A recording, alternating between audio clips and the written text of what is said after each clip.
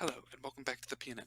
My name is Parker Taft, and today we are talking about what to do when you're bored at work. I'm sure many of you experienced it.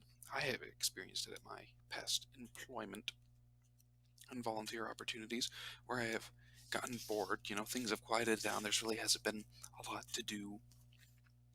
So, understandably, you get bored. Being bored is natural, but have you ever wondered, what am I supposed to do when I'm bored? Like, how can I make the best use of this time and not be wasting both my valuable time and the valuable time of my employer or volunteer coordinator? Well, I ran into this article on getschool.com. Wonderful resource for high school and college students, and highly recommend it. And they had this article. So my interest was piqued. I read it, and I did a little more research, and it's all coming to you in this presentation that I created today. So, let us begin. So, how to tell if you're bored at work. This is just a quick test that I came up with on my own from what I read in my articles and from what I personally experienced. And is by no way a clinical or scientific diagnosis of boredom. Basically, you have a consistent lack of motivation to show up and carry out tasks. You are looking at your phone often or are easily distracted by what's around you. Good thing is coworker gossip. No, I know everyone likes to gossip every now and again about various different things and talk with their coworkers. We're social creatures, us humans, so it is completely understandable. But if you're finding that you're partaking in a little more often than you should, then you might be bored with what you're doing at work. Feeling tired or burned out consistently, that's another important one. And I didn't write it down, but another key thing would be not getting an enjoyment out of the tasks. Like, we all have our bad days and our average days where we don't necessarily get the joy out of the tasks. And especially in a lot of summer jobs and starter positions, you do a lot of low yield, low end work, which is the basic, humdrum of the business, and it can be very easily to get bored. But you need to find some purpose in it, some learning opportunity to help fight off boredom, which is what we'll discuss on the next slide. So, what to do? What to do? Well, first, ask yourself why you feel bored. I know this may sound stupid, but I'm bored. What is there to? But by asking yourself the question and finding the root cause of your boredom, you're about halfway to the solution to your problem. So let's give you an example. You're bored at work and you don't know why. So you start thinking about it and you realize that you really don't feel like you're using the skills that you developed to the best of your ability. Say you're an accountant and you're doing basic data entry, something every basic, 15-year-old with a rudimentary knowledge of spreadsheets and computer skills who do, and you're feeling underappreciated. Well, now you've identified why you're bored at work. Now you need to develop a solution, but it's a lot easier now working from a place of what you know your problem is than trying to develop a solution for a problem that is opaque and that you don't know or understand. Give it time. We often experience bouts of boredom every day, so it's normal. Between 65 to 80% of adults experience boredom, between 15 minutes and an hour each day. Adolescents, it's 91% over that same time period. So it's perfectly normal. But we also have to be aware it can also be a symptom of burnout. So it's important to practice self-care and to identify when you're bored and why you're bored. Ask your job about growth opportunities. Now, some of these examples, like ask your job about growth opportunities, may apply more to your first professional job when you're on your career path rather than, intermittent summer jobs and part-time jobs you used to work through high school and college. Some of these may not be directly applicable, but may help you in the long-term future. Fix or eliminate the thing that bores you, if you can.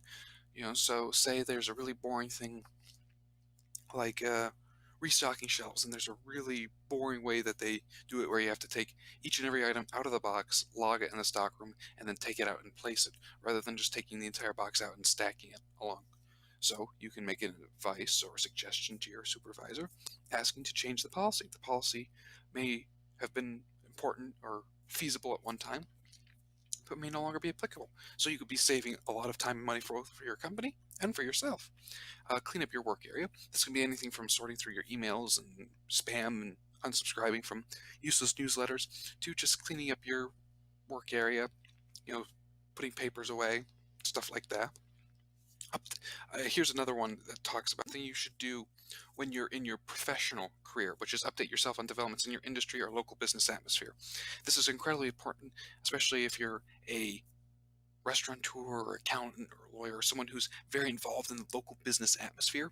It's important to stay up to date on conferences and developments and new laws and things that can change the economic circumstances of the surrounding area that could affect your industry and your job.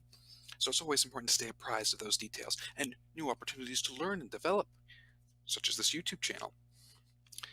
Learn a new skill. Now, again, more applicable to when you're in your professional career, but it can also be applicable now to your summer and part-time jobs, where you can just ask if you have the free moment or spare time to, train. Say you work in fast food and you work the drive-in, but you really want to work your way up to a fry cook. Well, in your spare time or boredom, you can go ask the fry cook if he's not busy to, give you a few pointers on how to be a fry cook. And you're learning a new skill. You don't expect to be a fast food employee your entire life, but it's a good skill to learn. It can help you advance yourself in the short term, which can make you more money, which can help you in your long term by reducing your debt load. Volunteer to help others with their tasks. Now, this will make you a lot of friends among your fellow employees and your boss because it shows, one, your dedication to your work and making the most out of your time there, that you're not just going to sit around doing nothing and sucking up the company's valuable time and money. Second, it endears you to your coworkers because it makes them feel that you're working together as a team and that you genuinely care about what they do and how they do it. So it is a valuable thing to do, is volunteer to help them out. And it doesn't need to be anything big. You see them rushing around cleaning off tables. Grab a rag and some sanitizer and go help them clean tables. That is if you're not already engaged. Or if they drop something, let's say they're carrying some construction materials, we'll say lumber, and they drop something, just coming up and picking it up with them and helping them carry it to wherever they're going. It can be seen as very helpful and endear yourself to them.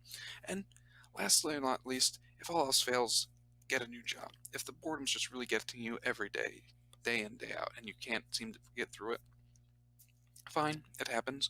We all become dissatisfied with a job at one point or another, and we all have those really bad jobs that just make us want to pull our hair out. So if you reach that point, it's best just to get a new job. There's, how they say, plenty of fish in the sea. Many businesses are hiring. You do have to be conscious of your economic state when you decide to switch jobs, and it would be a wise idea to explore other job opportunities in your area and maybe get a couple interviews lined up before you jump ship and quit a job. But that's just some personal advice off this topic and just in the general idea of getting a job. So that's a few pointers on this topic. Now, this list isn't exhaustive in its nature. There's just a quick summary, and there's probably many multitudes of articles out there. One from Business Insider, which is in my further reading section, which will be posted in the description of this video, is quite interesting, and I think highly recommend that you should read it, think over it, and understand it, because I think it'd be quite helpful not only in your professional and personal development, but just in your overall daily satisfaction and quality of life at work. So